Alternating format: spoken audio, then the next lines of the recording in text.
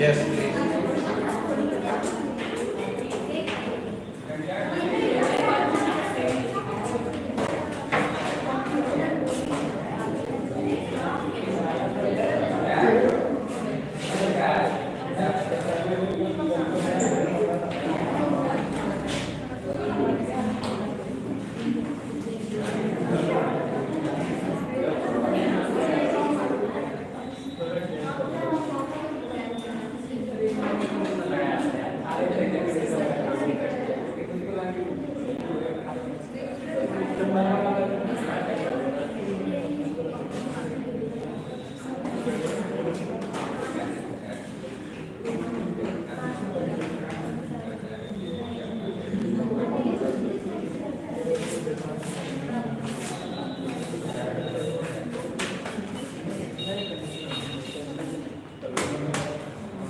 Good morning.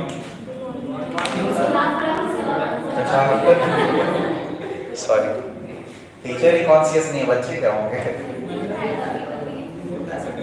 चलिए start करें। कल जो हम लोगों ने सेक्टर शुरू किया तो वो था फॉरेन सेक्टर, ठीक है ना, विदेशी क्षेत्र, एक्सटर्नल सेक्टर, जिसमें हम लोगों ने क्या अध्ययन किया था कि पर्टिकुलरली किसी एक देश का बाकी शेष संसार के साथ जो क्या लेन देन हो रहा है, व्यापार हो रहा है, ट्रेड एंड कॉमर्स हो रहा है, ठीक है ना, अंतर्राष्ट्रीय समझौते हो रहे हैं, लेन देन हो रहे हैं, उधार हो रहे हैं, लेंडिंग हो रहे हैं, ठीक है ना, इस प्रकार की जितनी भी चीजें हैं वो क्या किसी भी कंट्री के साथ ट्रांजैक्शन शेष संसार के साथ, यही एक्सटर्नल सेक्टर है। इस सेक्टर के अंतर्गत में सबसे जो महत्वपूर्ण अवधारणा है वो क्या है, एक्सचेंज रेट यानी कि विनिमय दर, ठीक है।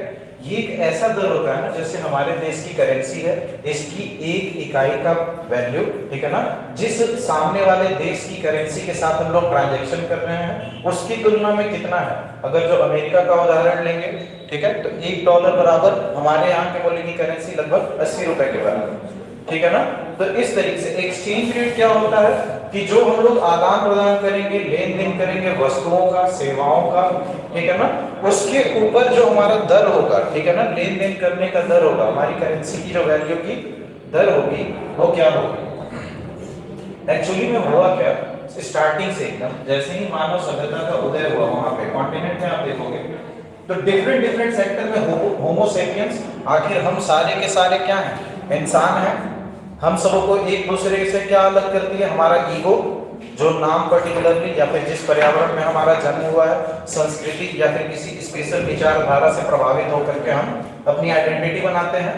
सपोज दैट अगर जो मैं अमेरिका में पैदा होता, मैं क्रिश्चियनिटी फॉलो करता, मेरी पर्टिकुलर कुछ आइडियोलॉजी होती, ठीक है ना, मैं भारत में पैदा हुआ, लेकिन ओवरऑल जब आप पूरे विश्व को एक जगह जोड़ोगे तो हम सब क्या हैं, इंसान, ठीक है। हमारी सबका जो लक्ष्य है वो सेम है, वो भले से हम जो भी कुछ भी करते रहे, सबकी सोच अलग है, सारे लोग अलग हैं, सबकी आइडेंटिटी अलग है, लेकिन हमारा लक्ष्य क्या है, एक है। क्या है, हमारी चेतना को इस तरह से बढ़ावा करना है कि हमारी सबकी लाइफ में जो दिक्कतें हैं, जो कष्ट हैं, उनको दूर किया जा सके, ठीक है।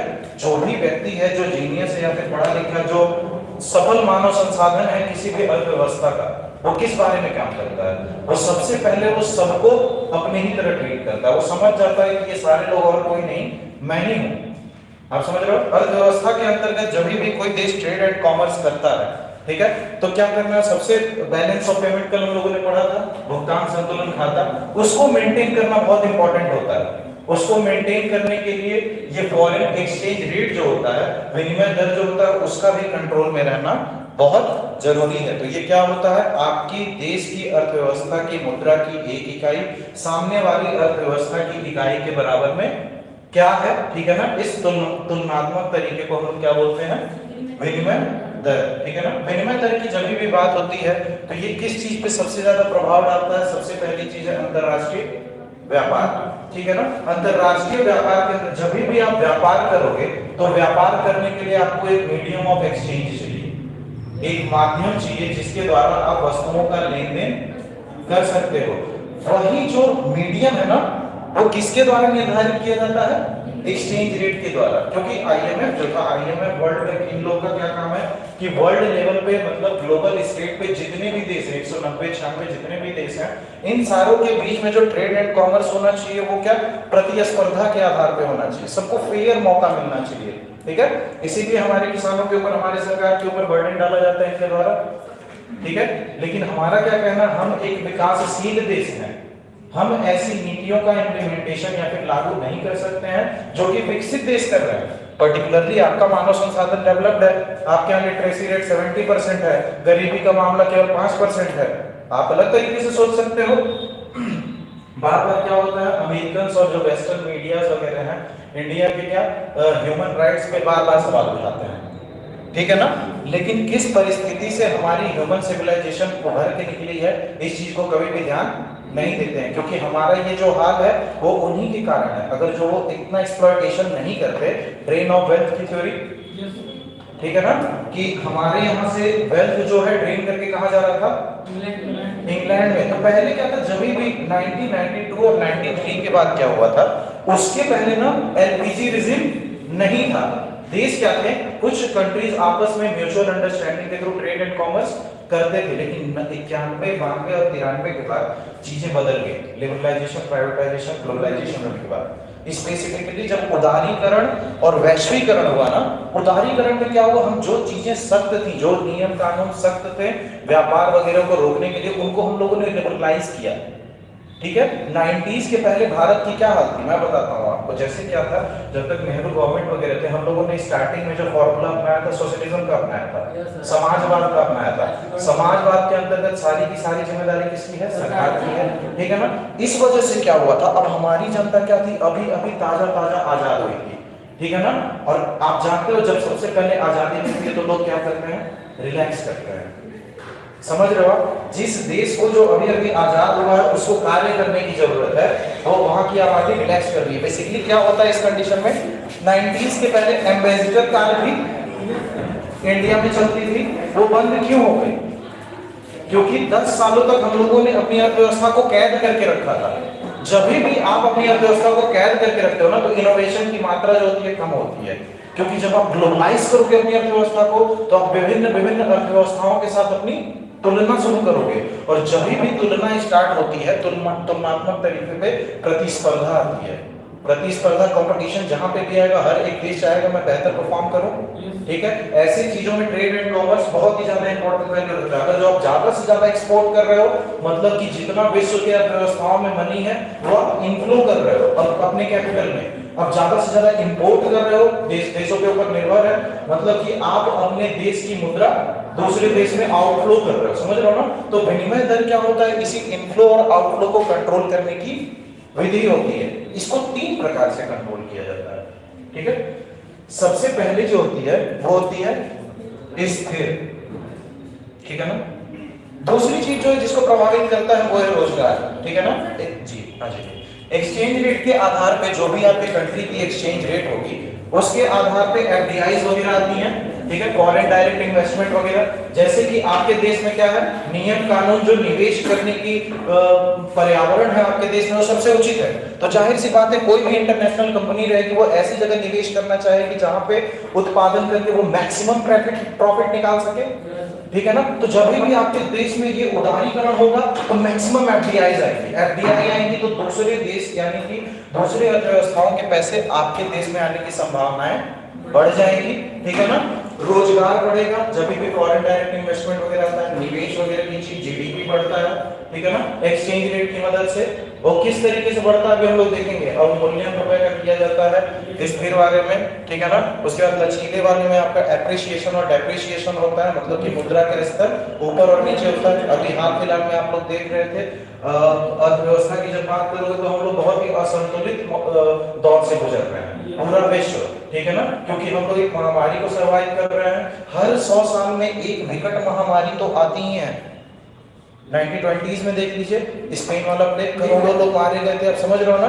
तो 100 साल में ऐसा नेचर का सिस्टम है कि वो पॉपुलेशन जो आप बढ़ा रखे वो मेंटेन कर ही देती है, समझ रहे हो ना? क्योंकि आवश्यकता से अधिक अगर जो आप नेचर भाई, तुम आप कितने भी एडवांस हो जाओ, आप इस प्रकृति से ऊपर उठ करके नहीं कार्य कर सकते। कुछ पैटर्न सेट है, उन्हीं के आधार पे आपको काम करेगा। वैसे ही जब भी कोई भी अर्थव्यवस्था मार्केट के अंदर प्ले करती है ना, तो उसको कुछ पैटर्न के हिसाब से काम करना पड़ता है। क्योंकि आप लेन देन कर रहे हो किसी और व्यक्ति के साथ, किसी और अर्थव्यवस्था के साथ, तो आपका म्यूचुअल अंडरस्टैंडिंग होना जरूरी है।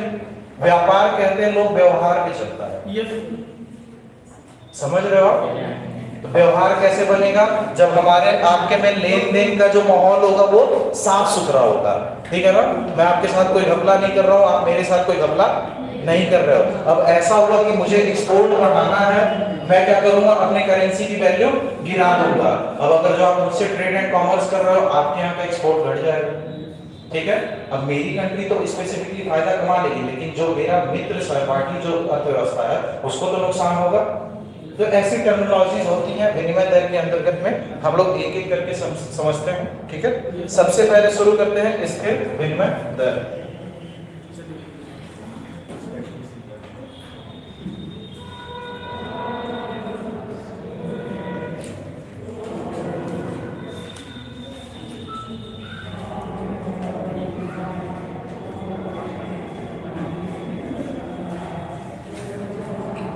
जब हम लोग वित्त पढ़ रहे थे, पब्लिक फाइनेंस पढ़ रहे थे, तो हम लोगों ने एक चीज देखा था कि ठीक है, पर्टिकुलरली एक अर्थव्यवस्था है, उसको चलाने के लिए जनता द्वारा कोई ना कोई संगठन रखा जाएगा, जिसको या तो लोकतांत्रिक तरीके से लेके आया जाए, या तो प्रजातांत्रिक तरीके से लेके आया जाए, या फिर अधिनायक तंत्र, ठीक है ना? ऑटोक्रेसी, किम जोंग उन, ठीक है ना? तो तीन तरह की मतलब अर्थव्यवस्थाएं जो चलती हैं।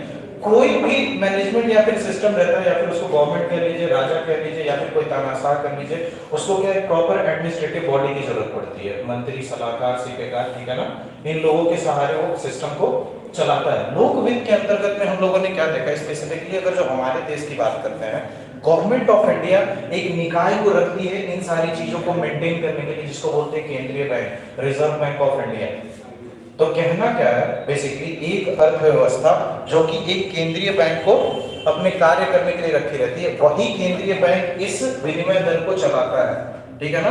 अर्थव्यवस्था का केंद्रीय बैंक की क्या हमारी करेंसी की वैल्यू होगी, वो किसके द्वारा डिसाइड की जाएगी? उस देश की केंद्रीय बैंक के द्वारा, जो सेंट्रल बैंक है, जो वहां की मौद्रिक नीतियां बना रही है, अर्थव्यवस्था में किसके साथ क्या ट्रेड एंड कॉमर्स करना है, उसकी सारी नीतियां उस केंद्रीय बैंक के द्वारा करी जा रही है। स्थिर विनिमय दर में क्या होता है? अक्सर जो होता है, जो विनिमय दर होता है ना, एक्सचेंज रेट होता है ना, वो फिक्स होता है। जब भी एक्सचेंज रेट फिक्स्ड रहता है, ऐसे कंडीशन में क्या होता है, अगर जो आप व्यापार घाटे में चल रहे हो, तो आप व्यापार घाटे में ही चलते रहोगे, जब तक आप नीतियों में कोई बदलाव करते नहीं हो, ठीक है ना? सबसे पहली चीज क्या होता है, ये जो विनिमय दर होता है वो स्थिर होता है, ठीक है? एक काम करते हैं, थोड़ा सा लिखते चलते हैं, ठीक है? विनिमय दर की डेफिनेशन लिख लीजिए।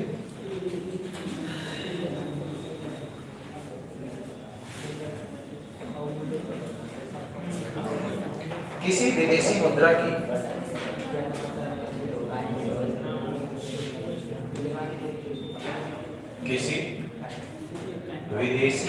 की एक इकाई का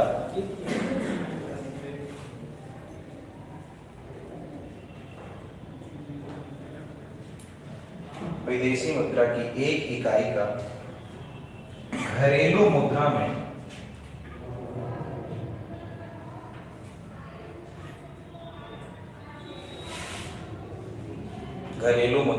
अभिव्यक्त किए गए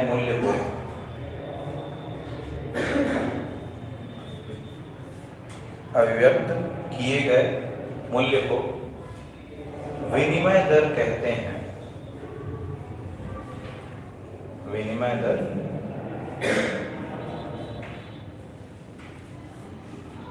कहते हैं। इसमें होने वाले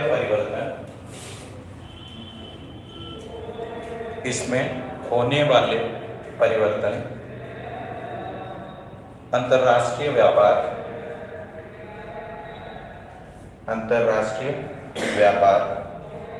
निवेश,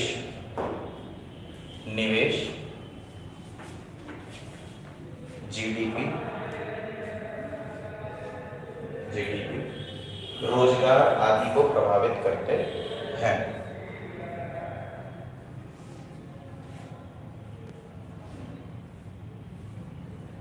टाइप्स में ये 3 टाइप के होते हैं। पहला स्थिर विनिमय दर, दूसरा लचीला विनिमय दर, तीसरा प्रबंधकीय लचीला विनिमय दर। ठीक है, इस स्थिर वाले के पर्टिकुलर केस में क्या है, एक देश है, अर्थव्यवस्था है, ठीक है, इसको चलाने के लिए गवर्नमेंट है, सरकार है, ठीक है। ये सरकार किसको रखी है, केंद्रीय बैंक को। इसका क्या काम है, एक्सचेंज रेट को मैनेज करना, रेगुलेट करना, इसका विनिमय करना, ठीक है ना। अब क्या होता है इस कंडीशन में, जब भी एक केंद्रीय बैंक को आप पूरी की पूरी अथॉरिटी दे देते हो किसी देश में अर्थव्यवस्था को कंट्रोल करने के लिए, तो स्थिर से आपको पता चल रहा होगा कि ये एक्सचेंज रेट रहता है वो कंप्लीटली फिक्स्ड रहता है, ठीक है ना, सबसे पहली चीज। अब जैसे ही क्या होता है ना, विनिमय दर किसी भी अर्थव्यवस्था की स्थिर रहती है, तो जो एफडीआईज होते हैं ना, उनको एक स्थिर वातावरण मिलता है, ठीक है ना। तो ये ज्यादा चांसेस रहती है कि ऐसे इसका एक्सचेंज रेट फिक्स है। अब जो भी कंपनी ट्रेड एंड कॉमर्स इसके साथ करेगी, उसको एक ही अपहोल्ड पे काम करना पड़ेगा, बार बार उसके लिए दरें बदलती नहीं रहेंगी। आप समझ रहे हो ना, तो हमको सुविधा होगी, टर्म्स एंड कैलकुलेशन वगैरह ये सारी चीजें आसान होगी, जो भी लेन देन हम लोग करेंगे ये सारी चीजें आसान पड़ेगी, ठीक है, क्योंकि विनिमय दर स्थिर है। विदेशी मुद्रा में सट्टा भी नहीं होने का चांसेस रहता है। क्यों? क्योंकि ये एक्सचेंज रेट है वो केंद्रीय बैंक द्वारा कंट्रोल किया जा रहा है, तो विदेशी मुद्रा में सट्टा का कोई भी चांस नहीं बनता है। बेसिकली स्थिर विनिमय दर केंद्रीय बैंक द्वारा कंट्रोल किया जाता है। लचीली वाले में क्या होता है, ये कंट्रोल किया जाता है मार्केट के द्वारा, मतलब अर्थव्यवस्था छोड़ देती है कि मार्केट में जो ट्रेड एंड कॉमर्स चलेगा उसके आधार पे। समझ रहे हो ना, जैसे कि इंडिया का उदाहरण लोगे, जब भी डॉलर का डिमांड हाई होता है, रुपीस डॉलर के मुकाबले कमजोर होना शुरू हो जाता है, क्योंकि जो हमारा विनिमय दर है वो प्रबंधकीय लचीली है। हम दोनों प्रक्रिया का इस्तेमाल करते हैं, ठीक है ना, मिक्स्ड फैक्टर्स का इस्तेमाल करते हैं। लचीली वाले अर्थव्यवस्था में क्या होता है, लचीली विनिमय दर में इसमें स्पेसिफिकली ये कंडीशन होता है कि ये मार्केट के ऊपर से पूरा डिपेंड रहता है। मार्केट में अगर जो बढ़िया मार्केटिंग कंडीशन चल रही है, एक्सचेंज रेट सही है, अदरवाइज डिपेंड करता है कि मार्केट की कंडीशन क्या है।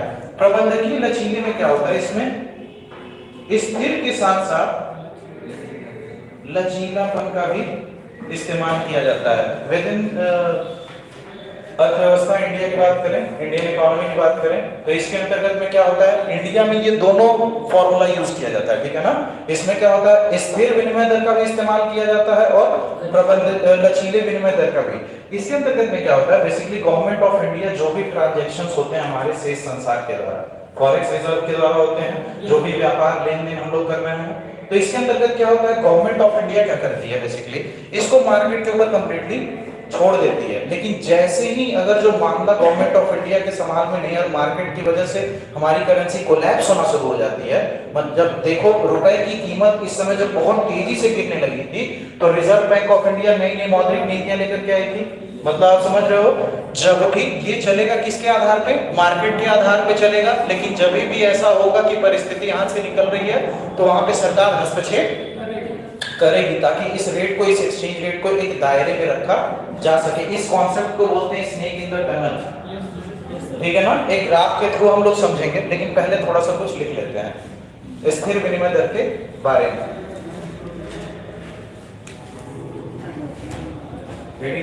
स्थिर विनिमय दर, पहला पॉइंट इसमें लिखिए, केंद्रीय बैंक द्वारा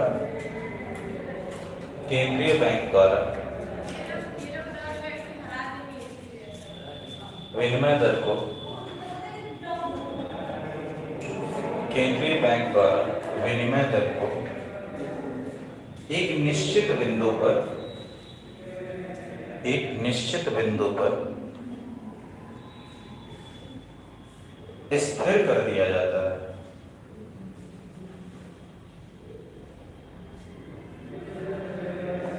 ठीक है, दूसरा पॉइंट लिखिए, एक बार स्थिर कर देने पर,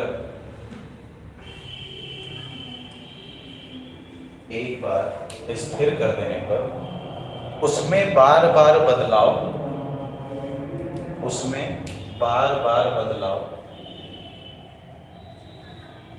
नहीं किया जाता।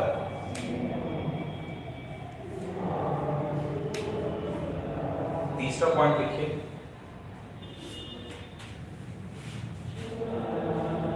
विदेशी व्यापार एवं निवेश को,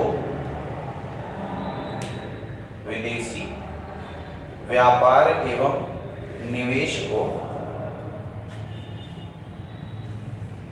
निवेश को एक स्थिर आर्थिक वातावरण,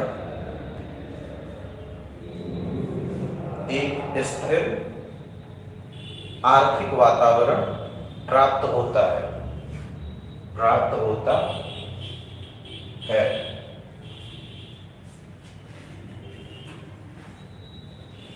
विदेशी मुद्रा बाजार में सट्टा नहीं होता है, विदेशी मुद्रा बाजार में सट्टा नहीं होता है।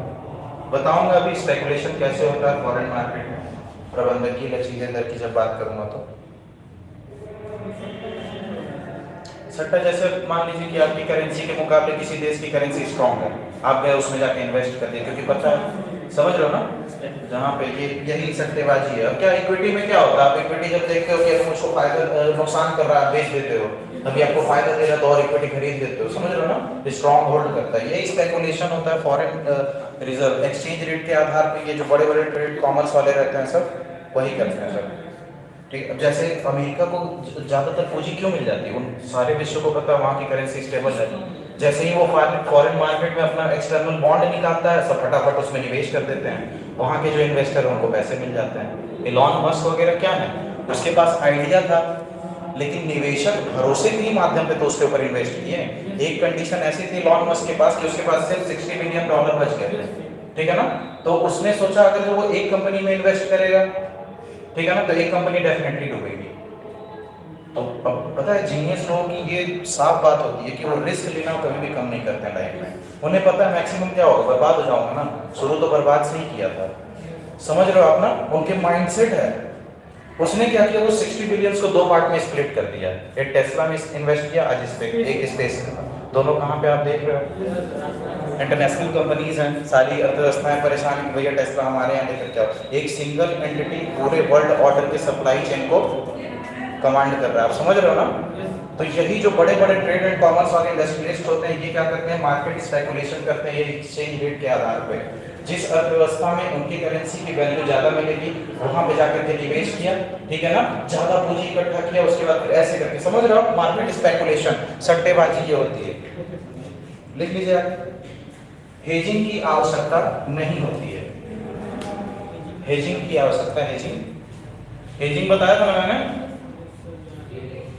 क्या होता है ठीक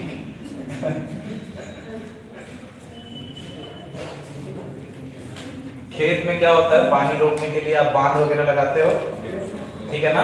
तो क्या होता है, आप पहले से सावधानी बरत रहे हो कि बारिश आएगी, बहुत तेज पानी आएगा, बहा करके मेरा सब कुछ लेके चला जाएगा। मतलब परिस्थिति का पहले से आकलन करके उसके लिए तैयार रहना, आप समझ रहे हो ना, हेजिंग कहलाता है कि कोई मुसीबत आने वाली है, आप पहले से प्रिपेयर हो गए। एग्जाम दिसंबर में है, आप जुलाई से ही पढ़ना शुरू कर दिए, समझ रहे हो ना। ये नहीं कि जो 2 दिसंबर को एग्जाम है तो आज रात में उठाएंगे और पूरा फाड़ के रख देंगे, नहीं, ऐसे नहीं होता है।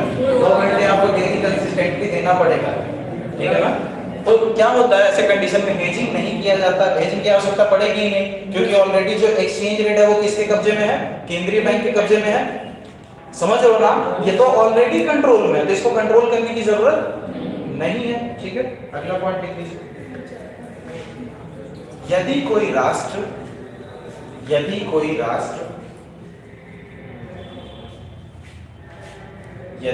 राष्ट्र व्यापार घाटे में चल रहा होता है,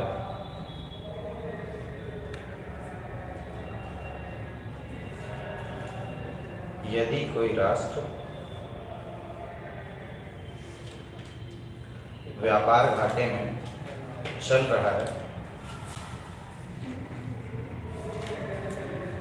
तो वह व्यापार घाटे में ही चलता रहेगा, तो वह व्यापार घाटे में ही चलता रहेगा।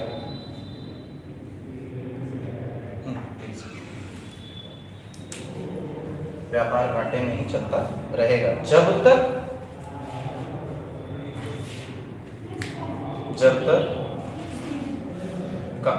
कहाँ पे छूटा है, यदि कोई राष्ट्र व्यापार घाटे में चल रहा होता है तो व्यापार घाटे में चलता रहेगा जब तक उस अर्थव्यवस्था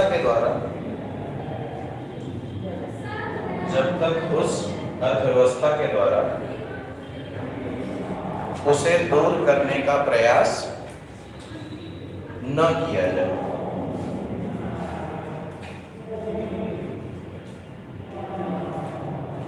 चलिए अब जो स्थिर विनिमय दर में जानने लायक चीज है उसे समझ लेते हैं। एक केस होता है इसमें अवमूल्यन, डिवैल्यूएशन। दूसरा है अधिमूल्यन, डिवैल्यूएशन नहीं है, इसको क्या बोलते हैं, रीवैल्यूएशन।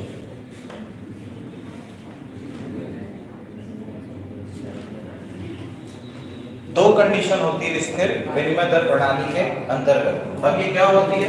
सबसे पहला होता है डिवैल्यूएशन। जब भी घरेलू मुद्रा, ठीक है, और एक चीज है विदेशी मुद्रा,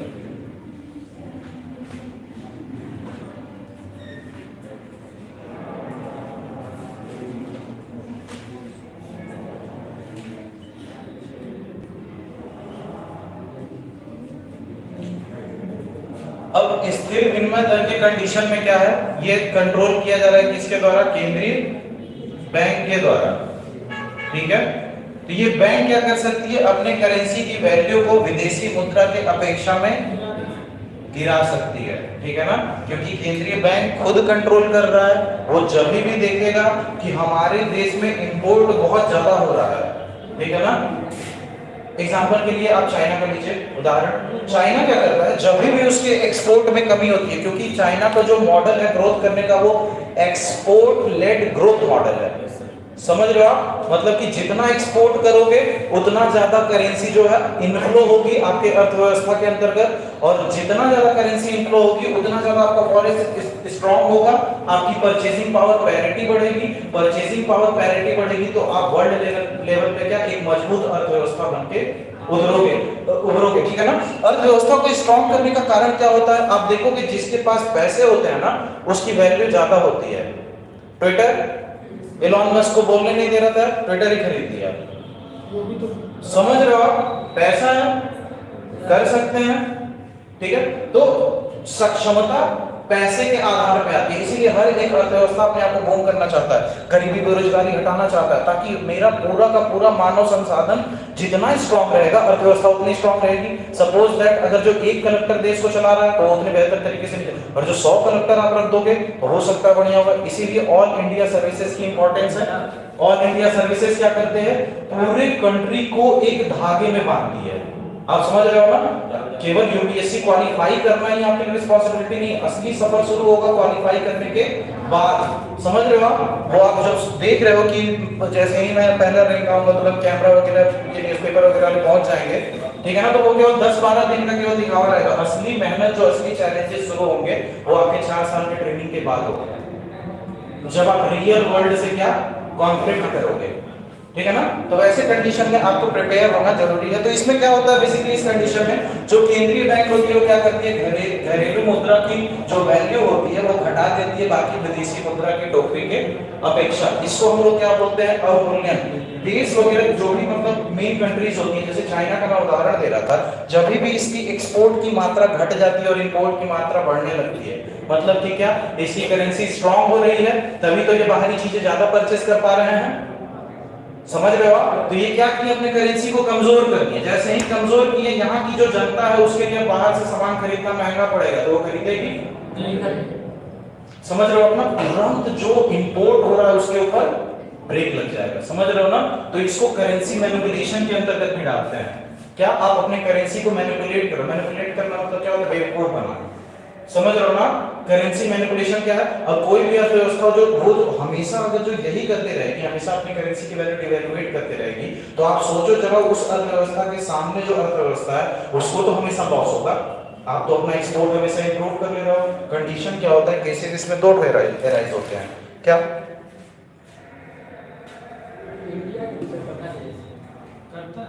इंडिया भी करता है, अभी बताता हूँ, लेकिन इंडिया के करने का तरीका फेयर होता है। आप समझ रहे हो ना, जितने इंटरनेशनल टर्म्स एंड कंडीशन होते हैं उन्हीं के आधार पे हम करते हैं। हम ऐसा काम करते हैं ना कि हमारे ऊपर कोई उंगली ना उठा सके, क्योंकि कल होकर के हमको बनना है विश्व गुरु।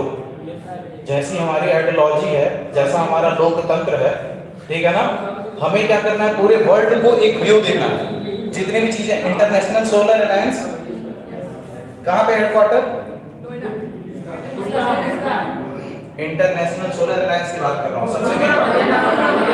अभी हाल फिलहाल में फिर से दो कंट्रीज को इसका चीफ और वाइस चीफ चुना गया है। बताओ, India and France. International solar alliance जो अभी न्यूयॉर्क में आप देख रहे हो ना, जहाँ पे हेडक्वार्टर, वो इंडिया द्वारा ही बनाया गया है। आप समझ रहे हो ना, ये पूरे विश्व स्तर पे जो सोलर एनर्जी है, रिन्यूएबल एनर्जी है, उसको प्रमोट कर रहा है इंडिया। लेकिन सोलर प्लेट सबसे ज्यादा कहाँ पे मैन्युफैक्चर हो रहे हैं, चाइना में। एक ऐसा इनिशिएटिव जो कि आपके अर्थव्यवस्था के द्वारा वर्ल्ड को दिखाया जा रहा है, और उसका फायदा कौन उठा रहा है? क्यों? हम लोग के पर्टिकुलरली अर्थव्यवस्था में सेकेंडरी सेक्टर की कमी है। प्राइमरी सेक्टर में हम लोगों ने हरित क्रांति करी, बूम, सेल्फ रिलायंट हो गए, खाद्य पदार्थ वगैरह सब कुछ है, ठीक है ना। लेकिन सर्विस सेक्टर के अंतर्गत में टीसीएस देख लो, इसमें भी हम लोग बंगाल क्या है, ये बेंगलोर क्या है, सिलिकॉन वैली बोला जाता है उसे, समझ रहे हो आप। सर्विस सेक्टर में भी पर्टिकुलरली हम लोगों ने बहुत अच्छा किया, लेकिन हमारे जो युवा है ना, इनोवेटिव नहीं है। इनोवेटिव मतलब आविष्कार करने वाले ज्यादा, नए नए थॉट्स की कमी है। आप समझ रहे हो ना। अमेरिका में क्या है ना, 18 साल के बाद बच्चों को छोड़ दिया, जाओ पैसे कमाओ, इंडिपेंडेंट बनो। 4-5 साल तक समाज के धक्के खा करके वो इंडिपेंडेंट हो ही जाता है। और हमारे यहाँ पहले कहेंगे यूपीएससी छोड़ो, पहले लिखवाली निकाल लो, कुछ हो जाएगा, उसके बाद यूपीएससी की सोचना। तो ऐसे दो केसेस बनते हैं इसके अंतर्गत, डिस्कस करते हैं।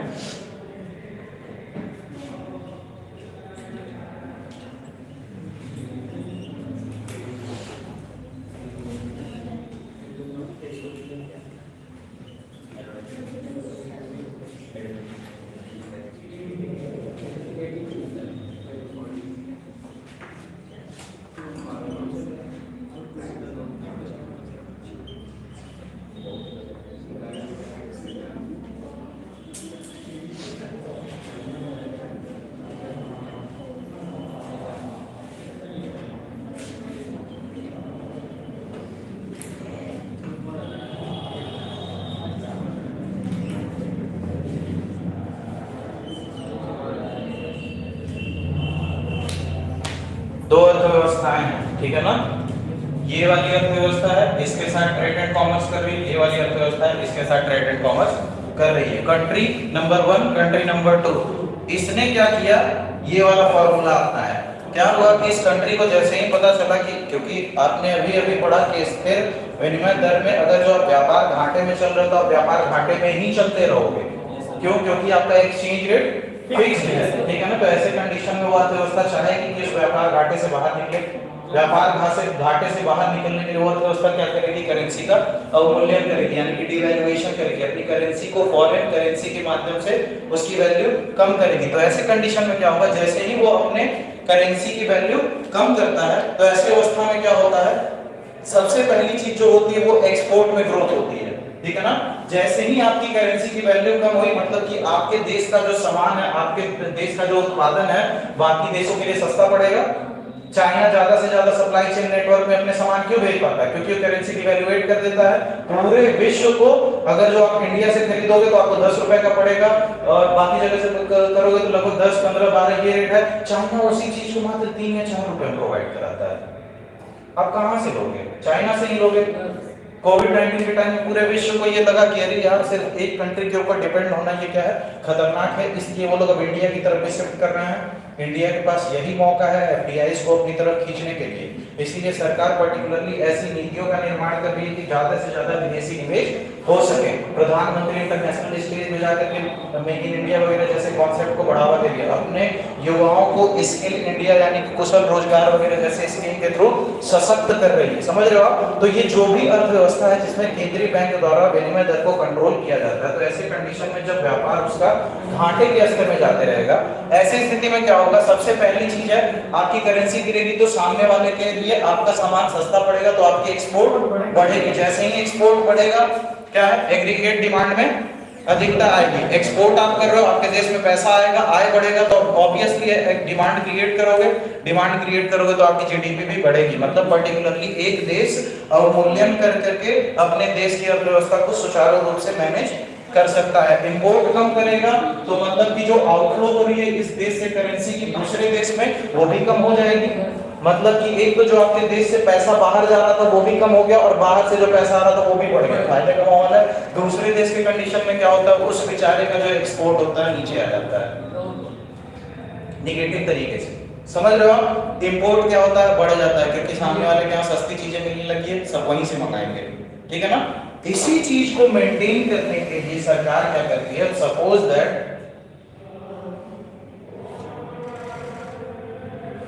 चाइना ने क्या किया, डिवैल्यूएशन कर दिया, ठीक है ना। इंडिया को पता चल गया यहाँ पे क्या, एक फोन है 10 रुपए में चाइना में बन रहा था, 10 रुपए इंडिया में बन रहा था। चाइना क्या कर रहा है, इसको 8 ही रुपए में इंडिया में बेच रहा है, ताकि जो इंडिया का फोन मार्केट है उसे कैप्चर कर लिया सकते। जैसे ही ये बॉर्डर पे आता है तो इंडियन गवर्नमेंट के द्वारा यहाँ पे लगाया जाता है ड्यूटी, और इसे फिर से 10 रुपए का कर दिया जाता है, ताकि कॉम्पिटिशन फेयर रहे। समझ रहे हो ना। गवर्नमेंट ऑफ इंडिया की हमेशा, हार्ले डेविडसन अपना बाइक इंडिया में बेचना क्यों बंद कर दिया, अपना फैक्ट्री लेके क्यों चला गया, क्योंकि उनको ये जो ड्यूटी देनी पड़ रही थी ना, ये बहुत ज्यादा थी। जो बाइक और इसकी ड्यूटी की वैल्यू कम रहती तो हार्ले डेविडसन सस्ते में बिकती, ज्यादा से ज्यादा लोगों से खरीदते, लेकिन उसकी जगह रॉयल एनफील्ड खरीद रहे हैं, क्योंकि वही सारी सुविधाएं उनको कम पैसे में मिल जा रही है, समझ रहे हो आप। तो ये सारी कंडीशंस होती है। तो इंडिया क्या करता है, ये पार्शियलिटी को हटाने के लिए यहाँ पे एक्सपोर्ट ड्यूटी लगा देता है, ठीक है ना, या तो टैरिफ लगता है, ठीक है ना। टैरिफ एंड ड्यूटी ये कहाँ पे लगता है, एक्सटर्नल सेक्टर से जब हम लोग ट्रेड एंड कॉमर्स करते हैं तब लगता है, ठीक है ना। टैक्स कब लगता है, जब हम लोग इंटरनल सेक्टर में कर रहे हैं, ठीक है। देश के भीतर टैक्स, देश के बाहर टैरिफ एंड ड्यूटीज, ठीक है ना। इसको कौन सेट करता है, कस्टम डिपार्टमेंट वाले, ठीक है ना। अधिमूल्यन क्या होता है, अब क्या है, विदेशी मुद्रा के आधार पे कंपैरिजन में आप अपने देश की करेंसी की वैल्यू को बढ़ा दिए, और जैसे इसका बड़ी इफेक्ट होगा इसके ठीक उल्टा, ठीक है ना। करेंसी की वैल्यू आपने घटाई तो आपको ये सारे रिजल्ट्स मिलेंगे, करेंसी की वैल्यू आप बढ़ाओगे तो ठीक रिजल्ट इसके अपोजिट हो जाएंगे, समझ में आया। फिक्स्ड एक्सचेंज रेट, ठीक है। आगे लिख लीजिए अवमूल्यन, डीवैल्यूएशन,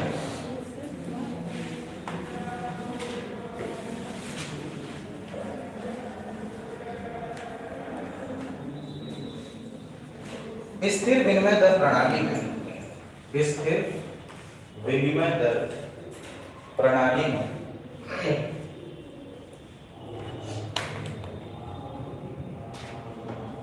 जब केंद्रीय बैंक द्वारा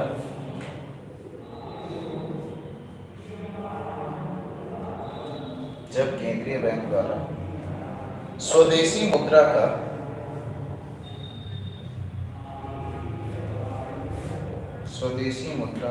मूल्य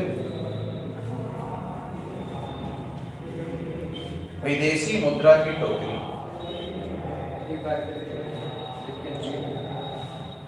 स्थिर विनिमय दर प्रणाली में जब केंद्रीय बैंक द्वारा स्वदेशी मुद्रा का मूल्य विदेशी मुद्रा की टोकरी, विदेशी मुद्रा की टोकरी, बास्केट ऑफ करेंसीज,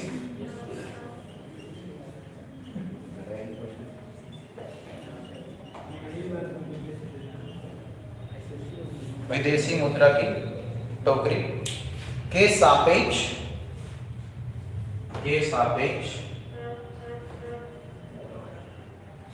में पहले की तुलना में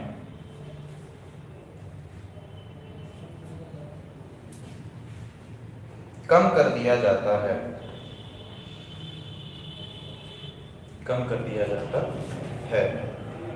इसे अवमूल्यन कहते हैं।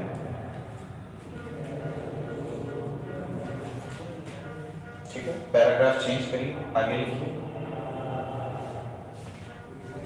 अवमूल्यन से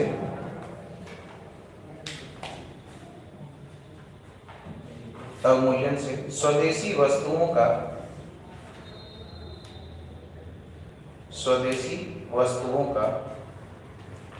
बाह्य मूल्य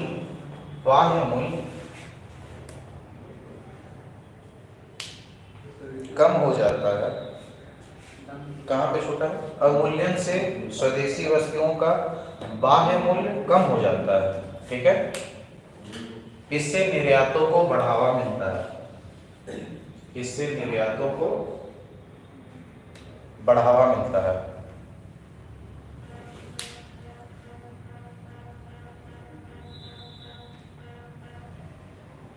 इसी प्रकार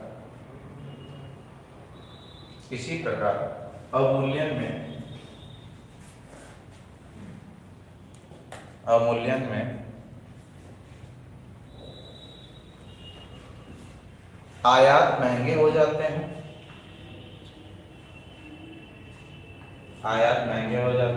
जिनके कारण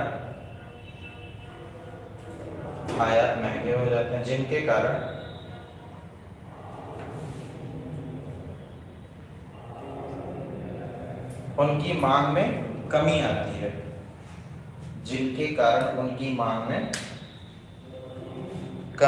है,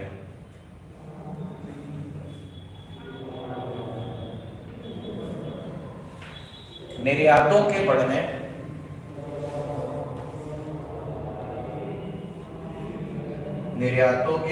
बढ़ने तथा आयातों के कम होने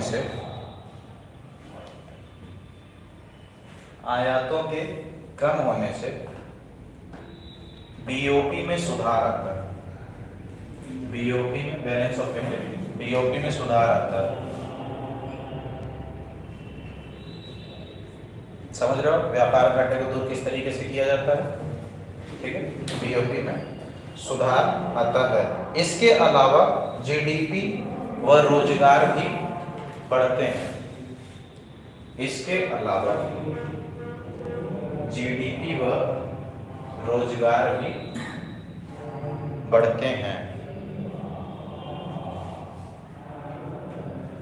इसका ठीक विपरीत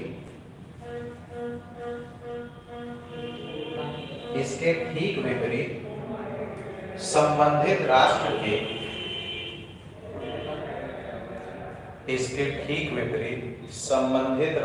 के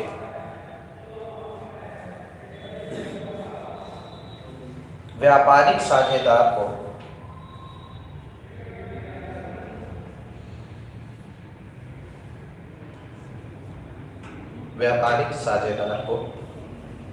घाटा होता है।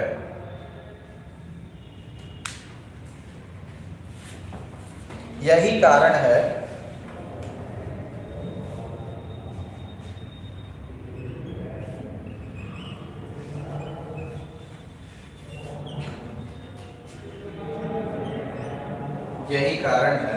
अवमूल्यन को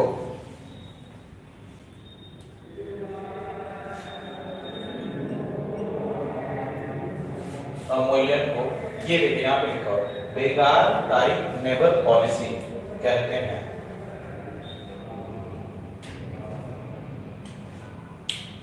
बेकार टाइप नेबर पॉलिसी कहते हैं। ये केसेस नोट कर लीजिएगा। कंट्री 1 के कंडीशन में क्या होगा जब वो अवमूल्यन करेगा तो, और कंट्री 2 पे क्या उसका इफेक्ट पड़ने वाला है। इसका एक्सपोर्ट होगा ज़्यादा तो इसका इंपोर्ट घटेगा, और इसका इंपोर्ट कम होगा तो इसका एक्सपोर्ट घटेगा, ठीक है ना। ये केसेस लिख लीजिए।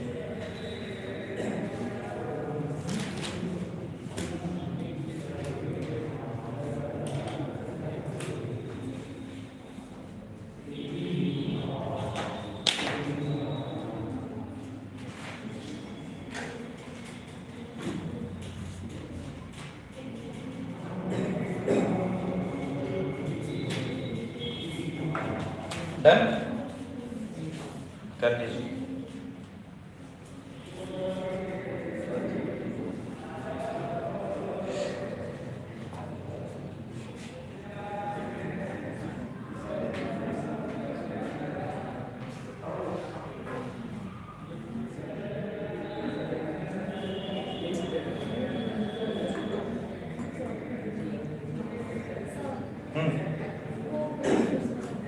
ये ठीक है। देखिए जब भी अवमूल्यन होता है, ठीक है ना, डिवैल्यूएशन होता है, जो देश है अपनी करेंसी की वैल्यू विदेशी करेंसी के हिसाब से कम करता है, ठीक है ना, क्योंकि केंद्रीय बैंक के हाथ में है, ठीक है ना। सबसे पहली चीज जो होती है क्या होता है, एक्सपोर्ट बढ़ता है। क्यों? क्योंकि हमारा जो अब सामान है ना वो सामने वाले देश को सस्ता पड़ेगा, तो सोचेगा कि अब बताइए आपके यहाँ जो वॉशिंग मशीन बन रही है वो 10,000 में मिलेगी, चाइना जो वॉशिंग मशीन बना रहा है वो 7,000 मिलेगा, जनता किसको खरीदेगी? 7,000 वाले को। समझ रहे हो? एक्सपोर्ट जैसे ही बढ़ता है तो आपके देश में पैसा आएगा, आय आएगी। जैसे ही आपके देश में आय आएगी सबसे पहली चीज जो बढ़ेगी वो क्या होगी? Aggregate demand. एग्रीगेट डिमांड मैंने बताया था जैसे ही बढ़ता है ये सबसे पहले किस चीज को बढ़ाता है? रोजगार को, केनीजियन इकोनॉमिक्स, ठीक है ना, रोजगार को बढ़ाता है। जैसे ही रोजगार बढ़ेगा तो जीडीपी भी अपने आप बढ़ेगी। मतलब एक कंट्री सिर्फ अपने पैसे की वैल्यू को कम करके अपना एक्सपोर्ट बढ़ा करके अपने व्यापार को संतुलित कर लिया, और जैसे ही इसने अपने व्यापार को संतुलित, जाहिर सी बात है एक का एक्सपोर्ट बढ़ेगा तो जो जिसके साथ ये व्यापार कर रहा है उसको तो नुकसान होगा ही ना, फायदा कहां से कमाएगा? सामने ना। अब मैं एक फैक्ट्री खोलूंगा, कोई सामान बनाऊंगा तो मैं तो फायदा जनता से ही कमाऊंगा ना। अगर जो मैं जनता की भलाई के बारे में सोच लूं कि चलो 5 रुपए बना रहा हूं, चलो भैया 3 रुपए में ले लो यार, आप 2 रुपए में, मेरा बिजनेस चलेगा? समझ रहे हो आप? ऐसे कंडीशंस हैं। तो यहाँ पे क्या होता है बेसिकली, क्या मैं बताने वाला था, हाँ, तो ये वाला जो कंट्री है ये हमेशा बेनिफिट में रहेगा और ये हमेशा लॉस में रहेगा। अब यहाँ पे एक क्वेश्चन बहुत सारे बच्चे पूछते हैं हमसे कि सर ये तो बड़ा बढ़िया तरीका है, एक्सपोर्ट बढ़ाओ अपने कंट्री को आगे लेके जाओ यार, छोड़ो देश दुनिया की टेंशन। लेकिन ऐसे कंडीशन में जानते हो क्या होता है, जैसे ही आप अपनी करेंसी की वैल्यू डिवैल्यूएट करते हो ना तो यहाँ पे आपके अर्थव्यवस्था मुद्रास्फीति का स्तर बढ़ने का बहुत ज्यादा संभावना होती है। रुपए की अपने पैसे की वैल्यू कम कर रहे हो, समझ रहे हो ना? तो ये क्या होता है ना, ये बहुत ही खतरनाक कंडीशन होता है। पता चलो मुद्रास्फीति दर बहुत बढ़ गया, आपके पैसे की वैल्यू ही मार्केट में खत्म हो गई, जी बॉम्बे वाला हाल हो गया। हाँ हाँ कह सकते, वेनेजुएला को भी मान सकते हो, वो एक ही फैक्ट्री के ऊपर डिपेंड था, उस फैक्ट्री के ऊपर सैंक्शन लगा, पूरा देश दबा। समझ रहे हो ना? तो ये सारी चीजें हैं। तो स्थिर विनिमय दर समझ में आया, अवमूल्यन अधिमूल्यन समझ में आया, अधिमूल्यन को लिख लीजिए।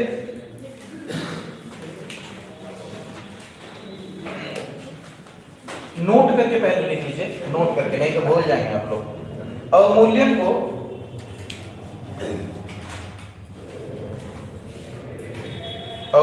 को संबंधित राष्ट्र में, अवमूल्यन से कर लीजिएगा, अवमूल्यन से संबंधित राष्ट्र में, संबंधित राष्ट्र मुद्रास्फीति आने का डर, संबंधित राष्ट्र में मुद्रास्फीति आने का डर बना रहता है।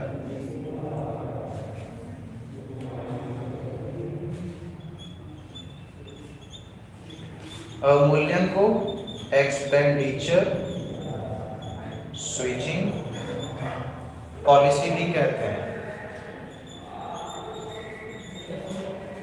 एक्सपेंडिचर स्विचिंग पॉलिसी मतलब अपना कर्जा दूसरे वाले में स्विच कर दिए।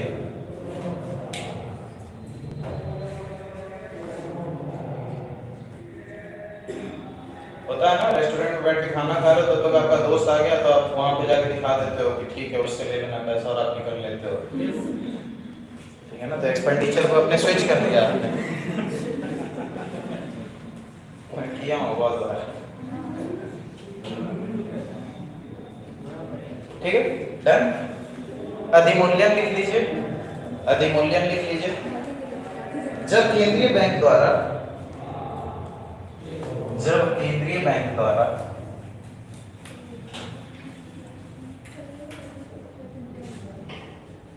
स्वदेशी मुद्रा का मूल्य, स्वदेशी मुद्रा का मूल्य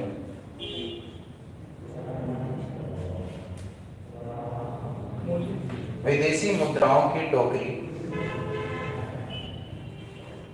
विदेशी मुद्राओं की टोकरी के प्रति पहले की तुलना में, के प्रति पहले की तुलना में ऊंचा कर दिया जाता है, ऊंचा कर दिया जाता है, तो इसे अधिमूल्यन कहते हैं। ठीक है, इसका प्रभाव ठीक विपरीत पड़ेगा अवमूल्यन के। ठीक है, लिखवाने की जरूरत है? ठीक है, अगला जो है कॉन्सेप्ट वो है लचीली विनिमय दर। इसे हम लोग समझते हैं कि क्या होता है।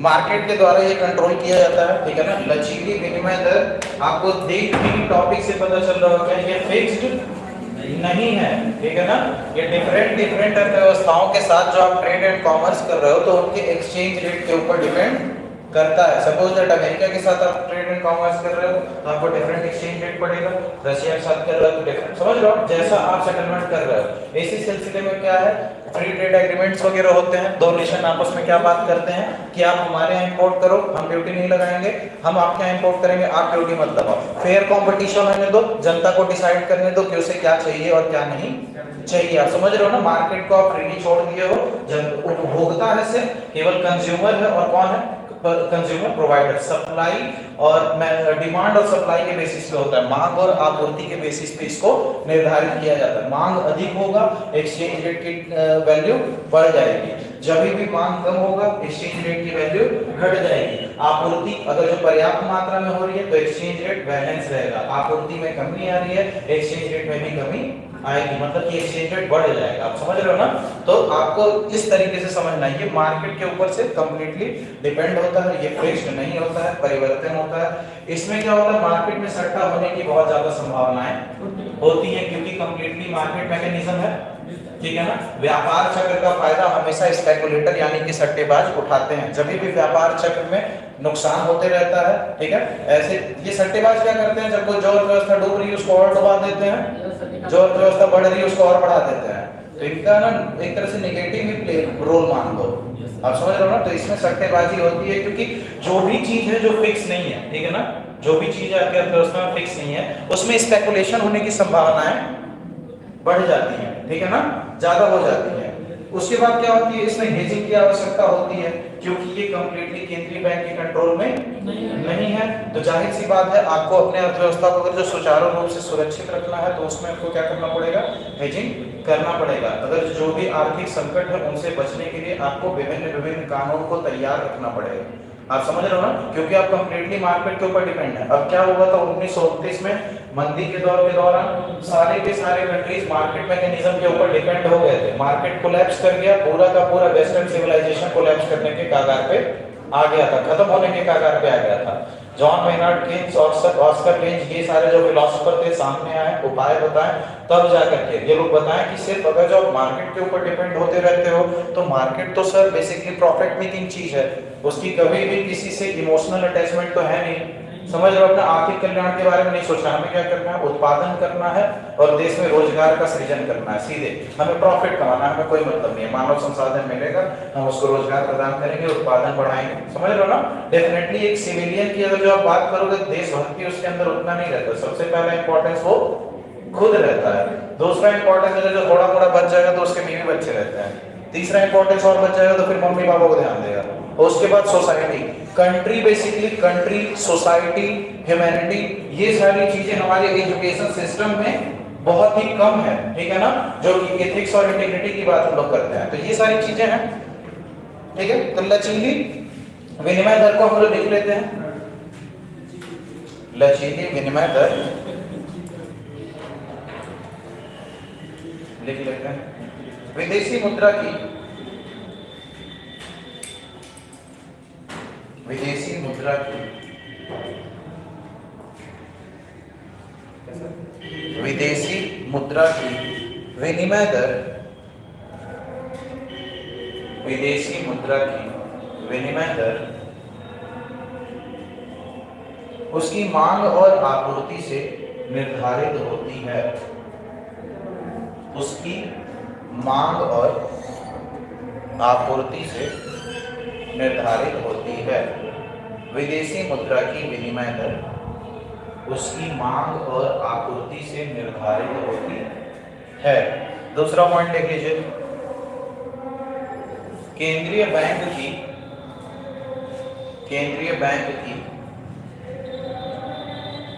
प्रत्यक्ष एवं अप्रत्यक्ष कोई भूमिका नहीं होती, कोई भूमिका नहीं होती।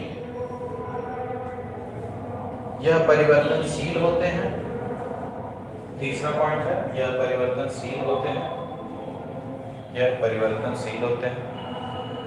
कन्वर्टिबिलिटी आगे टॉपिक आएगा, मैं बताऊंगा कि क्या होती है। दो करेंसी बताए थे मैंने फॉरेक्स रिजर्व में, एक कन्वर्टिबल था, एक नॉन कन्वर्टिबल था। कल बता रहा था मैं फॉरेक्स रिजर्व की जब बात कर रहा था। फॉरेक्स क्या होता है ना, फॉरेक्स एक रिजर्व होता है जो कि केंद्रीय बैंक द्वारा ही मेंटेन किया जाता है। हमारे यहाँ रिजर्व बैंक ऑफ इंडिया हमारे फॉरेक्स को मेंटेन करता है। लेकिन जब भी आप इसकी बात करोगे ना, लचीली विनिमय दर की बात करोगे ना, इसमें क्या होता है, केंद्रीय बैंक का तो कोई रोल है नहीं, तो एक्सचेंज रेट के लिए फॉरेक्स रिजर्व की आवश्यकता हमें नहीं पड़ती है। ठीक है, देख लीजिए, हेजिंग की आवश्यकता नहीं पड़ती है,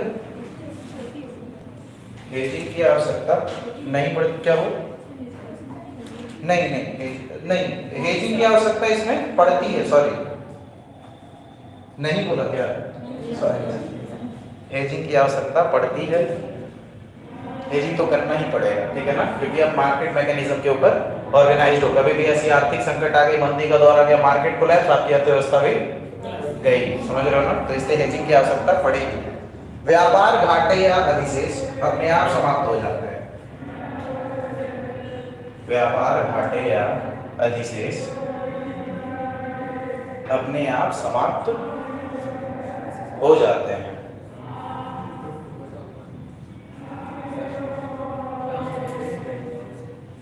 विदेशी मुद्रा भंडार की आवश्यकता नहीं होती है।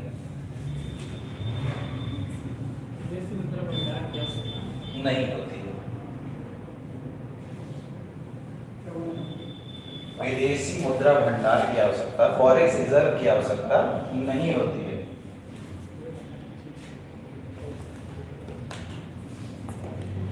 लास्ट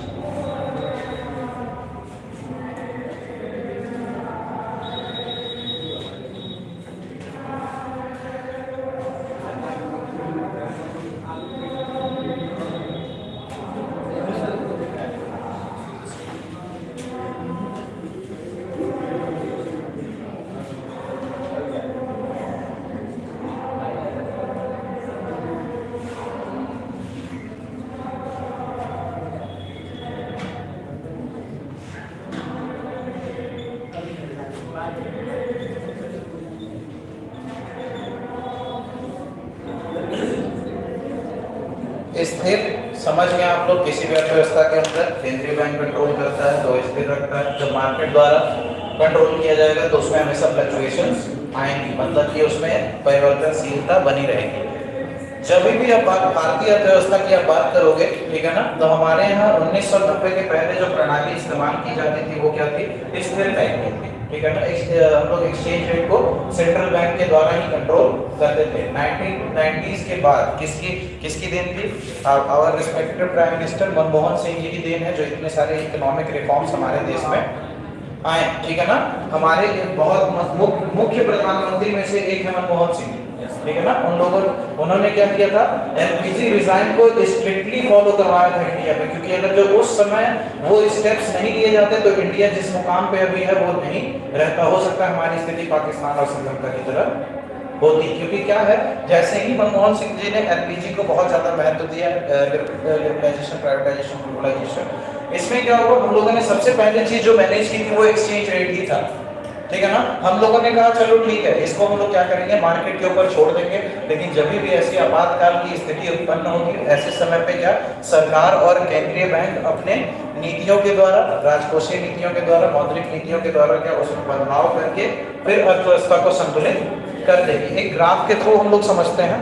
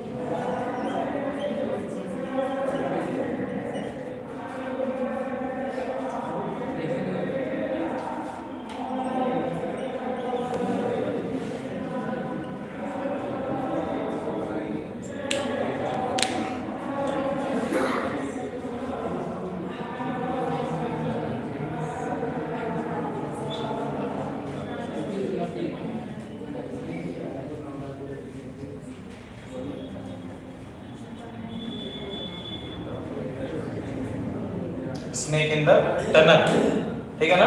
जब भी हम लोग भारतीय अर्थव्यवस्था की बात करते हैं तो यहाँ पे जो प्रणाली का इस्तेमाल होता है, एक्सचेंज रेट का इस्तेमाल होता है विनिमय दर का, वो उसका प्रकार क्या है, प्रबंधकीय लचीली विनिमय दर, ठीक है ना। इसके अंतर्गत में क्या होता है, जितना ये एक्सचेंज रेट का मैकेनिज्म होता है वो किसके द्वारा संभाला जाता है, मार्केट के द्वारा संभाला जाता है। मतलब समझ रहे हो, जब भी लोअर वैल्यू इतनी है, हायर वैल्यू इतनी है, मतलब कि हमें चिंता करने की कोई बात नहीं है। जब तक ये सांप, ये जो मुद्रा का सांप है इस टनल के भीतर रह रहा है तब तक कोई दिक्कत नहीं है। व्हेन ये जब अगर जो ऊपर जाने लगेगा, ये अगर जो नीचे जाने लगेगा, तो यहाँ पे कौन हस्तक्षेप करेगी और इसको वापस अपने जगह पे पहुंचा देगी। मतलब कि ये ऐसी विनिमय दर है जो लचीली तो है, जो मार्केट पे तो काम कर रही है, लेकिन प्रबंधकीय है, मैनेजेबल है। आप समझ रहे हो ना, जब आपको ऐसी आवश्यकता पड़ रही है कि जब मार्केट में आपके करेंसी की वैल्यू बहुत ही ज्यादा डाउनफॉल हो रही है, डेप्रिशिएट हो रही है, तो ऐसे कंडीशन में जब आपकी करेंसी की वैल्यू एकदम गिरते चली जा रही है, या फिर क्या है, बहुत ही ज्यादा आपकी करेंसी स्ट्रॉन्ग, बहुत ज्यादा करेंसी भी स्ट्रॉन्ग होना आपकी सही नहीं है, ठीक है ना। आपके एक्सपोर्ट के ऊपर ये बुरा प्रभाव डालेगी। समझ रहे हो ना, आपकी जो एक्सपोर्ट की जो क्वालिटी है वो कम होने लगेगी धीरे धीरे। तो इसलिए क्या है, हमेशा अपनी करेंसी को संतुलित रखना है। तो यहाँ पे रिजर्व बैंक ऑफ इंडिया आता है, जब भी कंडीशन हाथ से निकलने लगती है, हस्तक्षेप करता है, वापस इसे स्नेक रिटर्न में अरेंज कर देता है, ठीक है ना, अर्थव्यवस्था में। ये कब से शुरू हुआ, 92 से 93 के बाद, ठीक है ना। उसके पहले जो हम लोगों ने प्रणाली इस्तेमाल की थी वो लगभग इस दर के ही, विनिमय दर के ही अनुसार थे, ठीक है। थोड़ा सा इसमें क्या होता है, स्पेकुलेशन होता है। क्यों? क्योंकि मार्केट मैकेनिज्म चलते रहता है, जब आवश्यकता है तभी हस्तक्षेप कर रहा है केंद्रीय बैंक। आप समझ रहे हो ना, अदरवाइज क्या मार्केट के ऊपर आपने छोड़ रखा है। तो जब भी मार्केट मैकेनिज्म होगा तो वहां पे स्पेकुलेशन होना जाहिर सी बात है, ठीक है ना। लिख लेते हैं ये, हाँ, मनी सप्लाई बढ़ती है, इन्फ्लेशन बढ़ता है इसी कंडीशन के अंतर्गत, ठीक है ना। मनी सप्लाई बढ़ने से आमतौर पे क्या होता है, डिमांड क्रिएट होता है। सरकार मनी सप्लाई क्यों बढ़ाती है, गवर्नमेंट एक्सपेंडिचर क्यों बढ़ाती है, समग्र मांग को बढ़ाने के लिए। मैंने आपको पढ़ाया था मेंस में, क्या बताया था कि जब भी समग्र मांग को बढ़ाना है तो निवेश का स्तर, गवर्नमेंट एक्सपेंडिचर, ठीक है ना, ये सारी चीजों में जब भी बढ़ोतरी आएगा समग्र मांग में ऑटोमेटिकली बढ़ोतरी आएगा, ठीक है ना। समग्र मांग में बढ़ोतरी आएगा तो जीडीपी आपको ऑटोमेटिकली इंक्रीज करना ही करना है, ठीक है ना। तो यहाँ पे स्पेसिफिक एक कंडीशन में क्या होता है, अगर जो करेंसी की वैल्यू हाथ से बाहर निकलने लगती है, मनी सप्लाई ओवर हो जाता है, तो क्या होता है, too much money chasing for little amount of output, you know. इसके अंदर क्या होता है, मनी सप्लाई मतलब बहुत ज्यादा पैसा, मतलब परचेजिंग पावर पैरिटी सबकी आप ज्यादा बढ़ा दियो, इस वजह से क्या क्राइसिस आ गई है। अब ये डस्टर एक ही है, इसकी आवश्यकता 10 लोग को है। पहले क्या है, सिर्फ सक्षम एक व्यक्ति था इसको खरीदने के लिए, तो झगड़ा नहीं हो रहा था। अब 10 के पास पैसा है, ठीक है ना, तो अब बोली लगेगी और जिसकी बोली सबसे ज्यादा होगी वो लेकर के जाएगा। आप समझ रहे हो ना। तो ऐसी कंडीशंस उत्पन्न होने लगती हैं। देख लीजिए, प्रबंधकीय लचीली विनिमय दर, प्रबंधकीय लचीली विनिमय दर, यह मूलतः लचीली विनिमय दर होती है, यह मूलतः लचीली विनिमय दर होती है।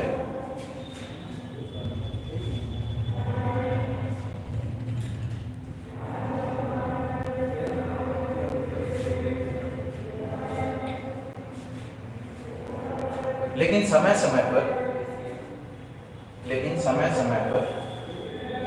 देश के आर्थिक हितों को ध्यान में रखकर, लेकिन समय समय पर देश के आर्थिक हितों को ध्यान में रखकर केंद्रीय बैंक हस्तक्षेप करता है।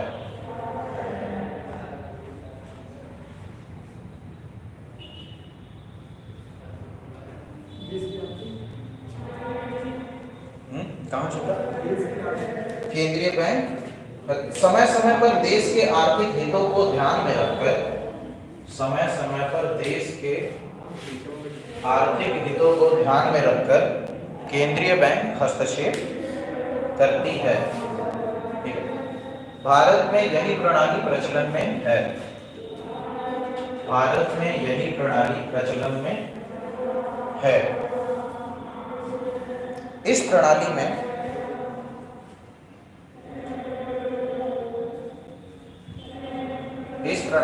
विनिमय दर को एक दायरे में चलाया जाता है, विनिमय दर को एक दायरे में चलाया जाता है।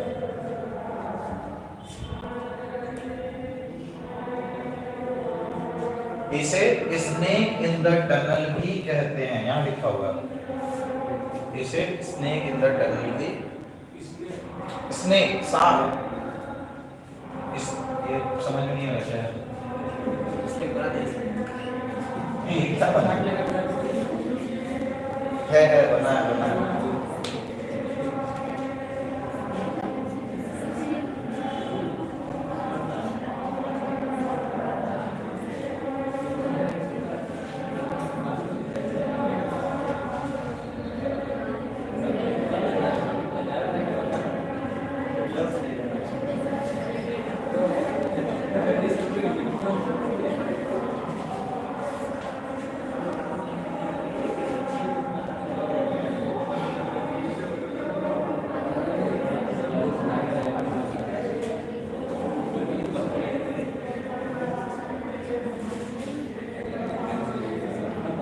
ठीक है, ये ग्राफ आपको देखने में मदद करेगा कि एप्रिसिएशन और डेप्रिसिएशन क्या होगा। देखिए, स्थिर विनिमय दर की प्रणाली में जब भी आप देख रहे थे, अपनी केंद्रीय बैंक अपने देश की करेंसी की वैल्यू को घटा रहा था। ठीक है, एक केस हो रहा था और एक केस में क्या हो रहा था, वो बढ़ा रहा था। वहां पे क्या, जो बढ़ाने घटाने की प्रक्रिया थी किसके द्वारा की जा रही थी, केंद्रीय बैंक के द्वारा। ठीक है ना, केंद्रीय बैंक के द्वारा की जा रही है। यहाँ के अंतर्गत क्या होता है, क्योंकि ये मार्केट मैकेनिज्म के ऊपर डिपेंड रहता है, तो मार्केट की वजह से जब भी करेंसी की वैल्यू घटने लगती है इसे डेप्रिसिएशन बोलते हैं, और जब भी बढ़ने लगती है तो इसे एप्रिसिएशन कहते हैं। एप्रिसिएशन मतलब मूल्य बढ़ जाना, डेप्रिसिएशन मतलब मूल्य घट जाना। ठीक है ना, लिख लीजिए इसको, डेप्रिसिएशन, ट्रेडिंग वैल्यू डेप्रिसिएशन।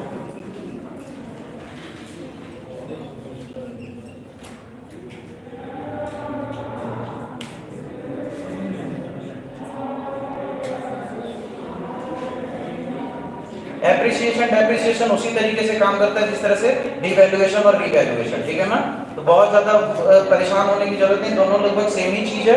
लेकिन क्या है, केसेस चेंज हो जाते हैं। जब स्थिर की बात होगी तो वहां पे डिवैल्यूएशन और रीवैल्यूएशन होगा, और जब भी मतलब मैनेज फिक्स्ड की बात होगी वहां पे क्या होगा, डेप्रिसिएशन और एप्रिसिएशन होगा। लिख लीजिए इसको, डेप्रिसिएशन को। जब लचीली विनिमय दर, जब लचीली विनिमय दर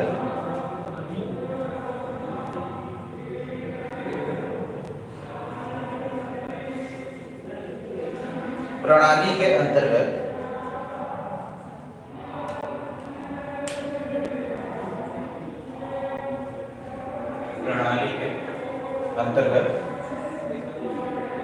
स्वदेशी मुद्रा का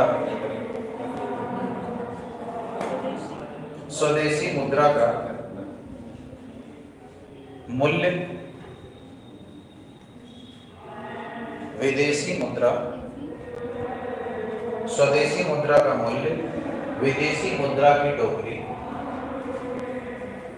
स्वदेशी मुद्रा का मूल्य विदेशी मुद्रा की टोकरी के प्रति पहले की तुलना में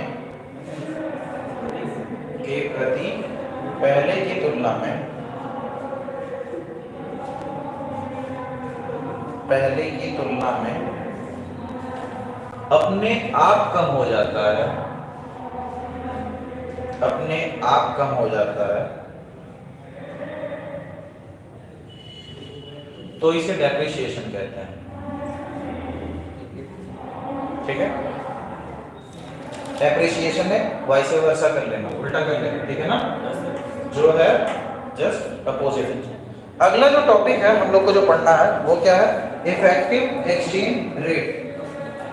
अब क्या होता है, जिस तरह से एक चीज मैंने बताया था,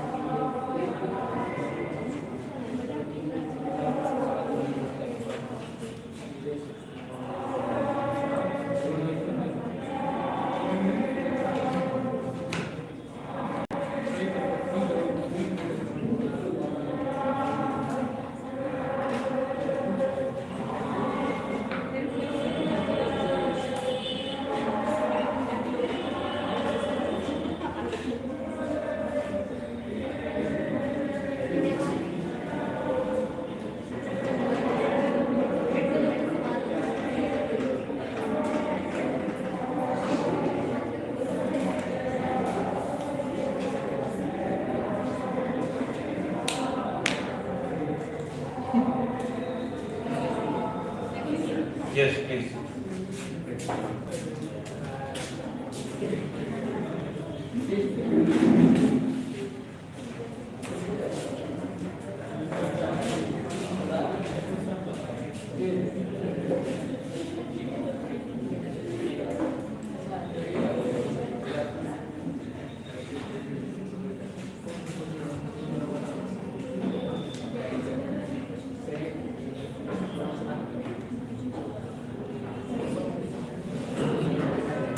मनी एंड बैंकिंग के कंडीशन में हम लोगों ने ये एक टर्म देखा था कि क्या बैंक्स वगैरह और उनके जो प्राइम लेंडर होते हैं, प्राइम बोरोवर होते हैं, उनको कुछ विशेष वरीयता देते हैं।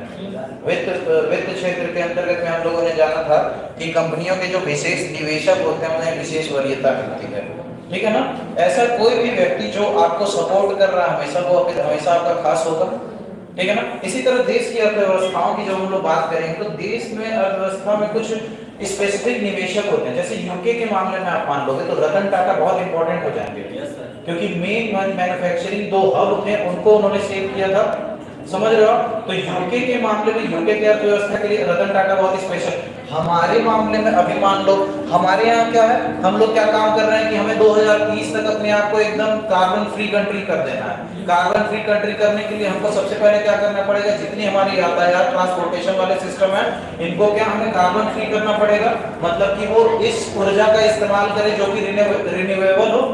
ठीक है ना, जो कि मतलब इमिट न करे, तो उत्सर्जन न करे, बहुत ज्यादा गंदगी, जीरो इमिशन के साथ हो। इसके लिए हमको क्या इलॉन मस्क को पकड़ के रखना पड़ेगा कि इलॉन मस्क आएगा वो क्या इलेक्ट्रिक व्हीकल लेकर के आएगा। इंडिया में भी ऐसी बहुत सारी कंपनियां हैं। ठीक है ना, तो मतलब बस एक स्पेसिफिक उदाहरण दे रहा हूँ, कोई जरूरी नहीं कि हम इलॉन मस्क पे ही डिपेंड हो सकता है हमारा इलॉन मस्क खुद को इंडिया में पैदा हो जाए। ठीक है ना, कोई इनोवेटर ऐसा तो बहुत सारे हैं यार, इंडियन ब्रेन्स। पता है हमारे यहाँ के जो लोग हैं इतने ज्यादा स्किल और इतने ज्यादा मतलब इंडियंस का जो एनालिटिकल ब्रेन सेटअप होता है वो सबसे औसम है।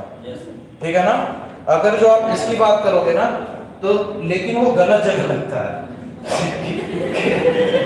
समझ रहे हो आप ना, वो अगर जो सही जगह पे निवेश होने लगे ना, आप समझ रहे हो, पैसा है, पैसा तो सबके पास है, लेकिन उसको खर्च करने का तरीका स्मार्ट होना चाहिए। दिमाग सबके पास है, लेकिन हम गलत जगह पे खर्च करते रहते हैं। ठीक है ना। जब सही समय पे और सही जगह पे इन्वेस्ट करने लगेंगे तो ऑब्वियसली हमारा स्किल इंप्रूव होगा। और पैसा क्या है? पैसा एक आउटपुट है आपके स्किल का।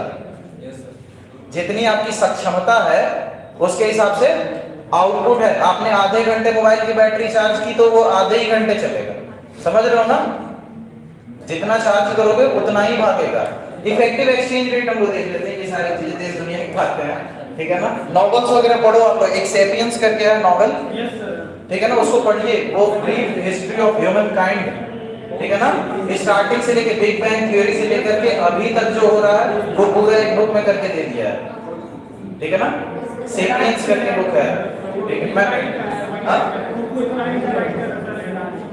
हाँ वो राइटर का नाम मैं भूल रहा हूँ, ठीक है ना। तो नॉवेल्स वगैरह पढ़िए, power of subconscious mind Joseph Murphy की पढ़िए, नेपोलियन हिल की थिंक एंड ग्रो रिच पढ़ लीजिए, ठीक है ना।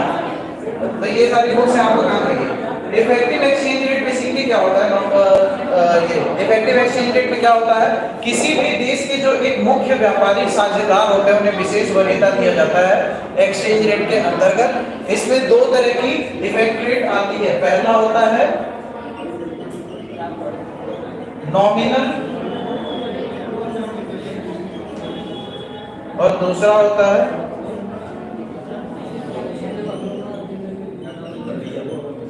रियल, ठीक है ना। जब भी आप लोग नॉमिनल की बात करते हो, नॉमिनल में क्या होता है? हम लोग किसी आधार के हिसाब से तुलना करते हैं, ठीक है ना। जब भी आप रियल की बात करते हो तो बात वहां पे करंट सिचुएशन की हो रही है, ठीक है ना।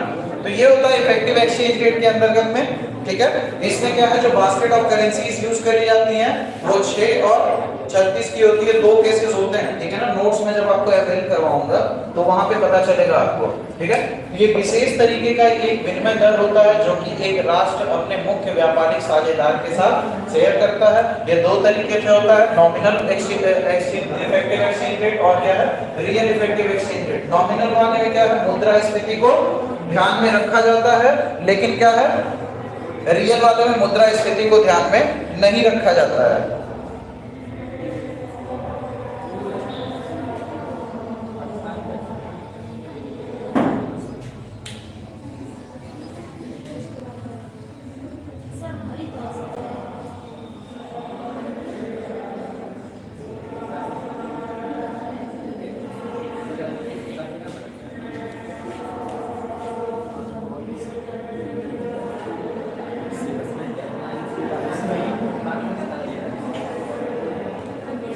कन्वर्टिबिलिटी ऑफ करेंसी, मुद्रा की परिवर्तनशीलता, ठीक है।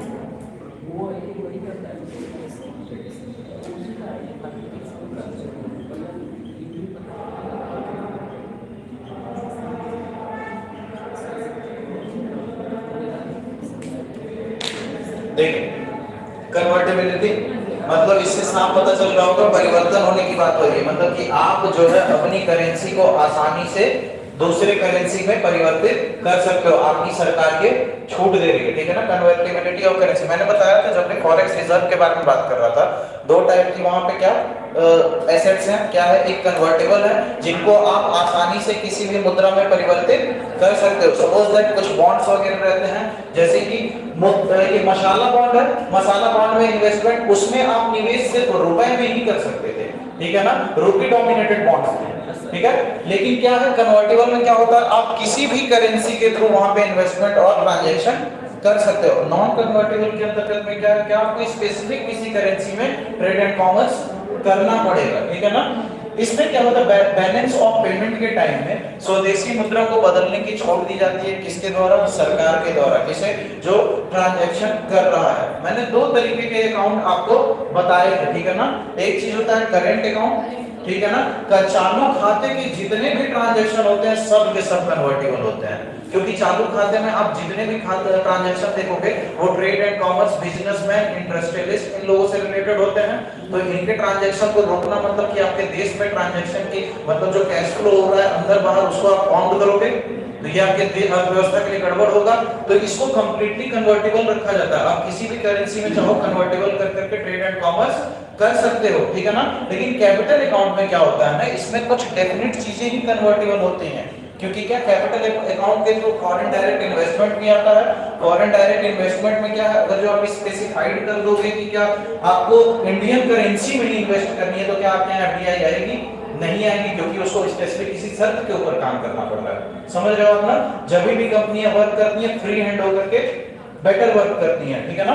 तो कैपिटल में क्या चयनित रूप से कन्वर्टेबल रखा जाता है, और क्या करंट अकाउंट में क्या कंप्लीटली कन्वर्टेबल होता है। इस सिलसिले में कन्वर्टेबिलिटी के मामले में गवर्नमेंट ऑफ इंडिया का क्या विचारधारा है। जब भी कन्वर्टेबिलिटी की बात करते हैं तो जो डेब्ट कैपिटल होता है, डेब्ट कैपिटल क्या मैंने बताया था, बॉन्ड्स और डिबेंचर्स के थ्रू आते हैं फाइनेंशियल मार्केट के अंतर्गत में। दो बताया था, इक्विटी शेयर, प्रेफरेंस शेयर वगैरह, ठीक है, याद है।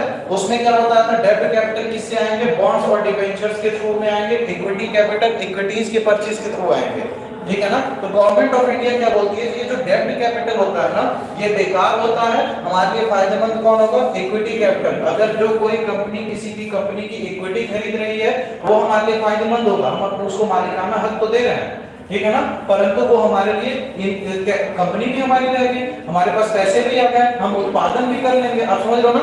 लेकिन ऋणात्मक पहलू में क्या, अगर जो हमारा उत्पादन स्तर सही नहीं रहा तो हमें क्या इस लोन को भी भरना पड़ेगा जो हमारे लिए नुकसानदेह, रिस्क टेकिंग फैक्टर यहाँ पे ज्यादा रहती है किसी भी अर्थव्यवस्था को। और यहाँ पे और क्या बताया गया, एफडीआई जो रहता है वो एफपीआई से बेटर होता है। और एफडीआई क्या होता है, फॉरेन डायरेक्ट इन्वेस्टमेंट, एफपीआई होता है फॉरेन पोर्टफोलियो इन्वेस्टमेंट। अगला जो टॉपिक है एफडीआई और एफपीआई है, डिटेल नोट से देखेंगे वहां पे, तब समझते हैं। आज के लिए इतना रहने दे, ओके, थैंक यू।